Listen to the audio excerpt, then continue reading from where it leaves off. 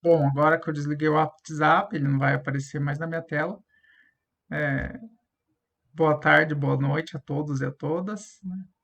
Então, hoje a gente vai dar continuidade ao nosso tema de estatística, agora entrando nas medidas de tendência central.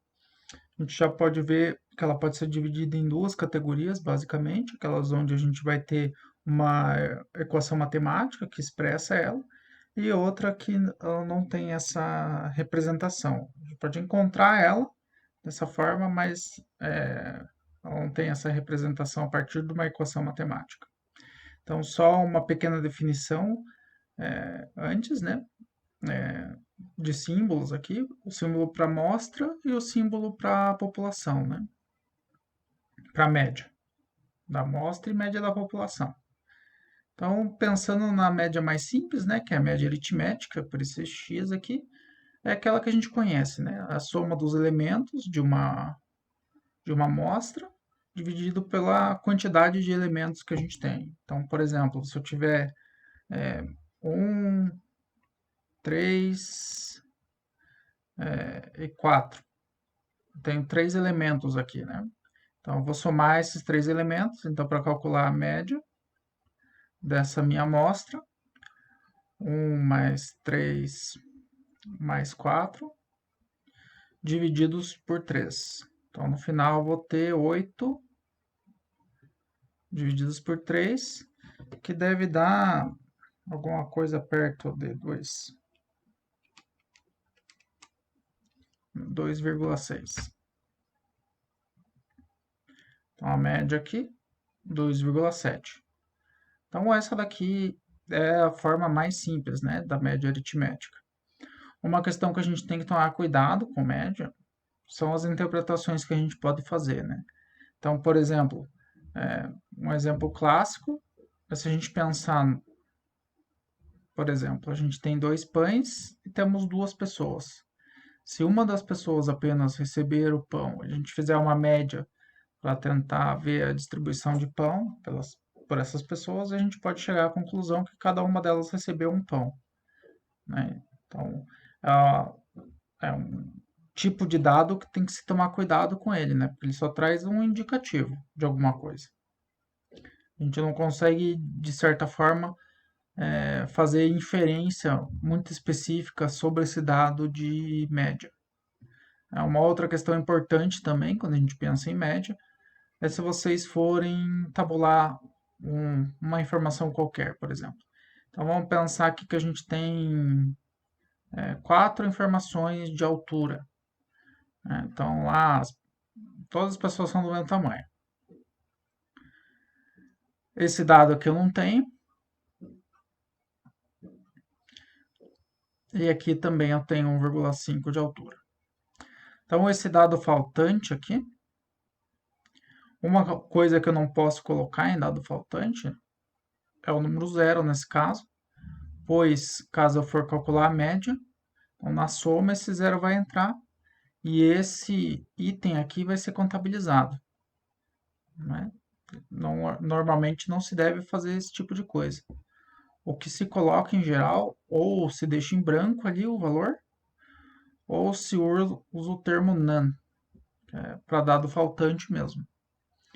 Então, uma das questões que tem que tomar cuidado quando você tem um banco de dados muito extenso é olhar como que está essa informação do dado faltante no banco de dados e ver também como que o programa lida com esses dados faltantes, tá?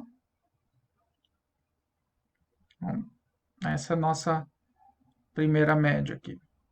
Daí a gente tem uma outra forma de agrupar os dados, né? Que ela é muito semelhante com aquela que a gente viu, o histograma, que é por frequência. Então, por exemplo, aqui eu tenho o número de empregados e o número de empresas que tem essa quantidade de empregados. Então, se eu for calcular a média de empregados por empresa, né, a partir dessa tabela aqui que já me traz uma frequência, eu vou utilizar essa equação aqui. Desse N aqui é o número de empresas, né, que é o número de empregados por empresa. Então, ser 40. E aqui daí vai ser 4 vezes 3 mais 6 vezes 10, mais e assim por diante. Então, o cuidado que se deve se fazer nesse caso aqui é a pergunta. Então, por exemplo, aqui a minha pergunta é essa: qual é a média de empregados por empresa? Então, se entendendo bem a pergunta, você consegue resolver a equação aqui facilmente. Agora, se a gente agrupar a série, né, da mesma forma como era o dado de idade lá do nosso gráfico do Titanic, né, que é de 0 a 10, de 10 a 20, mais ou menos, né? 0 a 10, 0 a 20 as informações. Uma das formas quando a gente não tem aí independe o onde fica o meio da classe, se ela é constante, se o passo, por exemplo, do 18 ao 25 é o mesmo, sempre varia de 5 em 5, né? A classe ali. Esse método independe se a gente mantém essa variação constante ou se a gente varia ela. Por exemplo, a gente tem classe que varia de 5 a 5, por exemplo, de 20 até 25 e assim por diante. Ou se a gente tem uma variabilidade maior. Sei lá, às vezes é mais interessante a gente manter para idades específicas uma variação pequena e para outras idades a gente pode ampliar essa variação, né? Daí, quando a gente constrói os dados dessa forma, né, onde a gente pode se importar ou não o tamanho daquela classe, quantos indivíduos tem ali e qual é a faixa que a gente atribui a eles, a gente pode utilizar essa conta independente desse H que a gente chama, que é essa amplitude da classe. Então, se a amplitude da classe não importar, né, então, para cada um desses aqui, eu vou precisar encontrar esse xi, que é o meio da classe. Né? Para poder utilizar essa fórmula aqui, ela vai ficar semelhante à anterior. Né? Então, por exemplo, como que eu acho esse meio da classe? 25. O meio da primeira classe ali, por exemplo.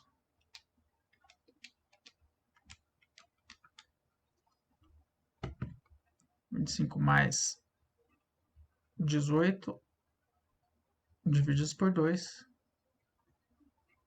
é igual a 21,5. Então, o meu xi aqui, aquele x pequeno, para essa classe aqui vai ser esse valor. Então, essa equação aqui ela vai ficar muito semelhante com essa daqui. Né? Só que em vez de usar o x específico, aqui, que ele é me dado, né? Porque eu não tenho amplitude, aqui eu vou utilizar um meio da minha classe. Eu preciso calcular qual que é a metade de cada uma das classes, né? Qual é o ponto central de cada uma das classes. Eu somo os dois intervalos e divido ele por 2.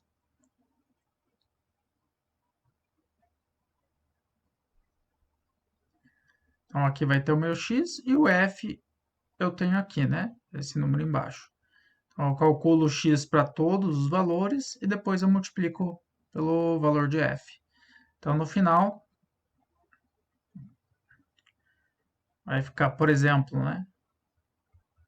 21,5 vezes 6 mais, eu calculo dessa daqui também. Então lá, 32 mais 25. 32 mais 25 divididos por 2. Então, o meio da minha classe aqui é 28,5.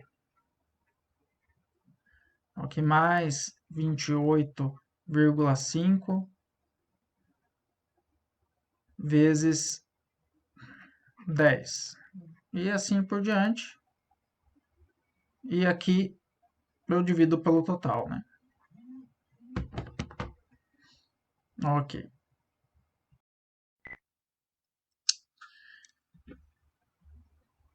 Tem uma outra técnica para calcular a média, que ela deve ser a último recurso, né? Apenas se os seus dados estiverem assim, e você não tiver como pegar eles de outra forma.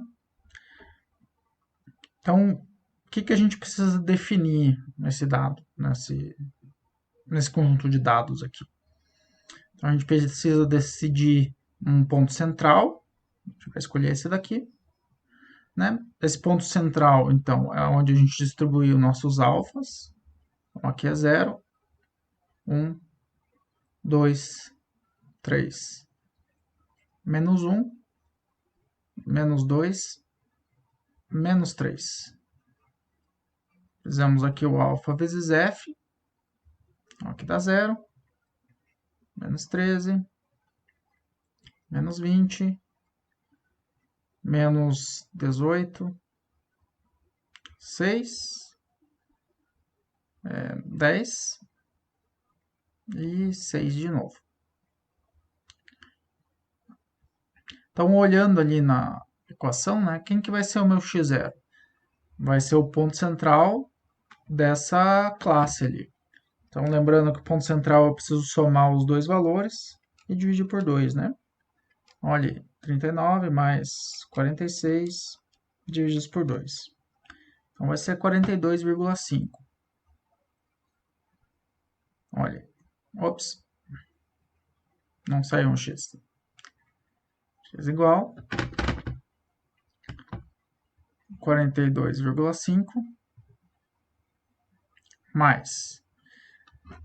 Agora eu preciso somar todos os alfa f, né?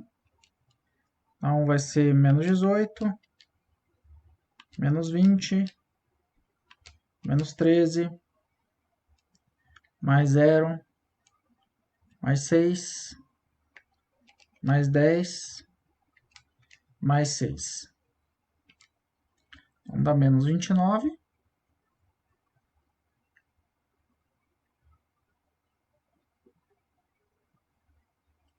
Divididos por 50. E agora que eu preciso definir quem que é SH, né? SH é o passo que é dado dentro da minha amostra ali. Então vamos ver. 18, 19, 20, 21, 22, 23, 24, 25. Então nós temos 8. Ou não?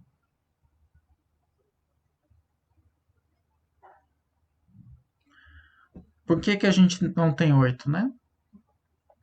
Aqui, quando a gente coloca a informação desse jeito aqui, seria a mesma forma como a gente pensasse assim, que o 18 está contido dentro e o 25 não. Na hora que a gente fosse contar 18, 19, 20, 21, 22, 23, 24. Então, seria 7 a nossa escala ali. Né? Então, cuidado com isso, porque veja, o 25 ele entra aqui, mas não, quer dizer, ele não entra aqui, mas ele entra nesse. Então, o nosso caso aqui, vezes 7. Então, aqui, 29, menos 29 divididos por 50, vezes 7, mais 42,5. Então, que dá 38,4 de média.